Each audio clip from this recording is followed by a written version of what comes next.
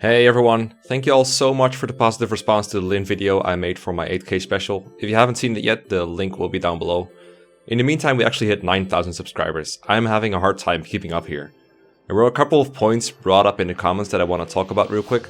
Some of them I wanted to discuss at some point in the original, but it was getting way too long already, so here's a quick rundown.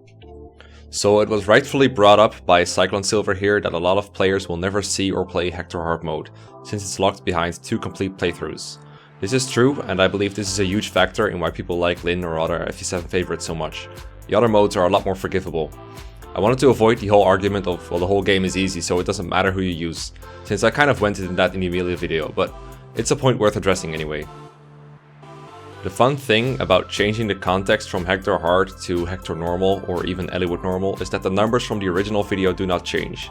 Lyn and everyone else have the same stats, so 15 attack still KOs a level 10 Lyn in 2 hits, and 18 attack still KOs a level 15 Lyn in 2 hits, etc, etc. While the enemies are weaker and there's less of them, relatively speaking very little changes. In our joining chapter, for example, I'm recording enemies with around 10 to 11 attacks, some as high as 14 to 15. It's true that Lyn takes more hits from these enemies. 10-11 attack means that Lyn survives 3 hits, 14 attack means Lyn survives 2 hits. However, the lower an enemy's attack, the more the advantage of a more durable unit's defenses increases. Using Sane as an example again, look at how ridiculously tanky he looks now.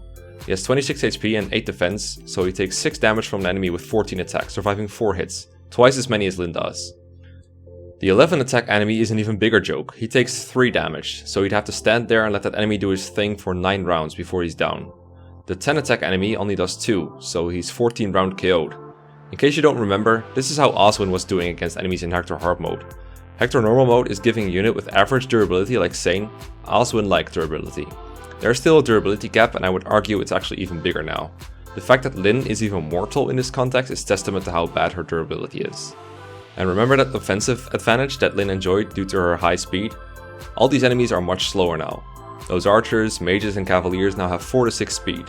Level 10 Sane is already doubling most of those. Urk has 7 base speed. Every time he levels another point, he doubles an entire extra segment of these enemies. If you trained Urk to level 10 in Lyn mode, he would double everything. Some enemies have such low HP that you can one-hit KO them with your stronger characters, such as Oswin, Marcus and Hector. Another big factor here is the enormous EXP increase in normal mode compared to hard mode. XP gain is insane in the normal mode, especially in the mid to late game. This works to almost every unit's advantage, but not Lyn's. For one, their combat gets out of control really quickly. Soon enough, almost everyone on your team will have no trouble 1-round KOing or surviving enemies. If everyone's combat is roughly equal, what are the things that separate units from each other to stand out? That's right, things like movement and 1-to range, things Lyn doesn't have. Also, the XP acceleration makes promotion timing more critical. I still think it's a waste to wait until level 20 to promote, but even if you don't, you gotta admit that faster XP gain means hitting level 20 earlier, so you can promote earlier. But if you're willing to promote early, and I think you should be, that means you get to enjoy your promotion bonuses even earlier than that.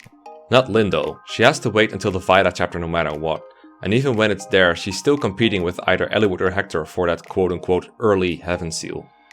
I can keep listing reasons why the normal modes don't make Lyn look any better, but I think you get the point, so I'd like to move on to other topics.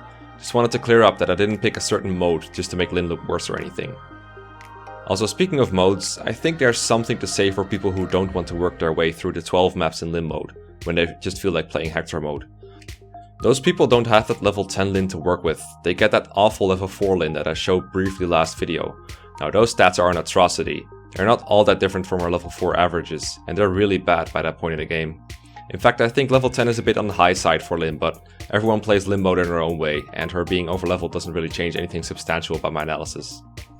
Another thing I didn't really talk about enough is Avoidance. Lyn's Avoid gets quite a bit better at some points, especially after promotion. I don't think it outright solves her durability issues, especially when facing weapon triangle disadvantage, but it helps a bit. We all know how relying on dodging can end up though, so while it allows you to take some calculated risks, I still think her concrete durability is the more important thing to focus on. One way to augment her Avoid is terrain, which is something I admittedly neglected. In my defense, if Lyn needs beneficial terrain to survive, then that just shows how inflexible she really is. Maps where there's terrain everywhere, it's not a big issue, but if terrain is rare, then I want my other units to make use of that terrain too. More durability is always welcome, especially on units that are very good at counterattacking at 1-to range. And some maps have like no terrain or just a couple of pillars. Quite a lot of them actually. Now there's one thing left that I really wanted to incorporate into the analysis but I couldn't, and that's Four Fanged Offense. Basically there's a route split in the game at chapter 24. If the total level of Lyn, Eliwood and Hector is 50 or higher, you'll go to Lloyd's version of Four Fanged Offense, but if the total is 49 or lower, you'll go to Lyn's version instead. There's two reasons a lot of players want to go to Lyn's version, and I'm going to discuss both in depth. The first one is that you can recruit two different characters in this chapter, and they're quite far apart in utility. Lyn's version gives you Geats, a pre-promoted warrior with great weapon ranks, offense and defense. He even has pretty decent growth rates. Lloyd's version, however, gives you Wallace, a knight or general that's very poor at this point in the game due to his awful speed and movement. I'm not going to pretend that Geats isn't good or that Wallace isn't bad, but I don't think Geats versus Wallace is a very compelling argument for using Lyn, because what you're basically saying there is that in order to recruit a good unit, you're willing to use a bad unit. In fact, to get to this chapter, you not only have to train Lyn, but you also have to train Eliwood, who is also very subpar until he promotes. Also, you're not forced to use the unit you're recruiting in this chapter for the rest of your life. There's plenty of alternatives to fill your limited unit slots with. So it's not like by going the Wallace route, you're forcing a bad unit on your team. All you're missing out on is Geats' positive impact. You don't have to use Wallace if you don't want to. The second reason to go Lyn's version is that it looks like the easier map. There is no fog of war and Lyn's is an easier boss, mostly because he doesn't move. I think Lyn's version of Four Fanged Offense is definitely more friendly to blind players, but I actually prefer playing Lloyd's version myself. The fog I think is a minor issue if you come prepared. This game gives you a free torch staff in chapter 19, the Uahai chapter, and you can buy as many as you want in the Kinship Spawn secret shop. It's pretty good XP for your staff users in a game where they usually grow pretty slowly.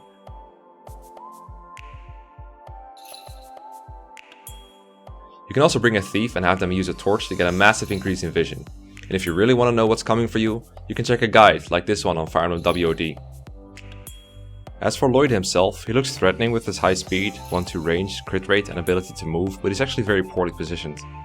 The way his attacking range works out, he can be lured to attack from afar by standing between the forts close to your starting position. When he attacks at range, his strength is halved and he cannot critical, so this is a great way to lure him safely. You can watch this strategy for an idea of how to quickly bait Lloyd using Marcus with Ninni's Grace, and then dispose of him to end the map early. You don't really need the team that I have in order to replicate this strategy, a lot of units are replaceable, but it is important to clear the Wyvern Riders out to make things safe for Ninian and Matthew. Instead of Wrath, I could have just used Heath to finish off the Wyvern Rider, for example. Ninian needs to use Ninni's Grace on Marcus to keep him safe from all the barrage of attacks that's coming his way, and he needs to kill the monk on the fort, and that way the fort will be free for him to attack from next turn, as well as for Hawkeye. Now, on the shops on the right there is a bishop that drops a Purge Tome, and in order to obtain that you need to clear the fog with the torch staff or a thief using a torch. And then the way we will free, I use Sane for this. He does exactly 17 damage per hit, so he doesn't need to crit to kill with the Killer Lance. Instead you can use someone like Isadora if you want. She can also have the attack power to kill and also survive these enemies as long as she has weapon triangle advantage. Notice that Lloyd attacks Marcus from range and does 0 damage, making him pretty much impervious. And then the next turn we can just come in with a Silver Lance and a Sword Reaper hit to finish him off. Notice that this Hawkeye, who is at base level, can actually survive Lloyd even if he crits and only faces 35 hit to begin with. Notice that Florina, because of her position on turn 1, is able to visit the Earthseal village on turn 2. This way the only things I miss out on in this chapter by tutoring it are Wallace and the Silent Staff, both of which aren't very useful. Lloyd is definitely a harder boss than Lyn's, but under the circumstances of Four Fanged Offense, I think they're both pretty easy. One just requires a bit more preparation and knowledge than the other. However, later on, in Kaga Destiny, you fight the remaining of the two brothers, and this time they're sitting on a throne while holding an Iron Rune to prevent critical hits. This is a much harder fight, and Lloyd in particular is pretty nasty. That's the other reason I prefer to take down Lloyd in Four Fanged Offense. I get an easier boss fight at a point where it's harder to beat them. So I actually think it's better overall to get the Lloyd version of Four Fanged Offense. It's also much easier. In order to get the Lyn's version, your lords must average around level 16 to 17. This is awfully high for a group of 5 movement units, 2 of which are locked to swords. It's especially daunting in hard mode, where EXP gain is slow and deployment slots are limited. Try deploying unpromoted Lyn and Eliwood in Hector hard mode's version of Genesis. I'm telling you, it's not fun. Level 16 to 17 is not just training them in hard mode, it's spoon feeding them kill after kill, hoping to get it over with already, while you'd rather be using auto units. I remember Mangs actually really wanted to fulfill the Lyn's requirement in the Hector hard mode ranked run, but he ended up giving up on it around chapter 22 or so because it was just so hard. I know Mangs being unable to do something isn't the greatest argument ever, but just saying it's not something you can do with your eyes closed. Using all of Hector, Lyn, and Eliwood extensively also guarantees that painful situation with the Heaven Seal later on, where you can only promote one lord and the other is being made to wait until after chapter 28. If you had used a different, better unit instead of one or both lords, this problem wouldn't exist at all. So in a nutshell, Lyn is a little better on modes that aren't Hector hard mode, but everyone else is much better. And going to Linus' version of Four Fanged Offense isn't necessarily better than Lloyd's, if you know what you're doing, and could in fact be worse. But even if it was better, it's a pain in the butt to fulfill the requirement on the hard mode, and overall you're better off using a better unit than Lyn instead. Thank you for watching, and please recruit the thumbs up button by turning it blue. See you guys around.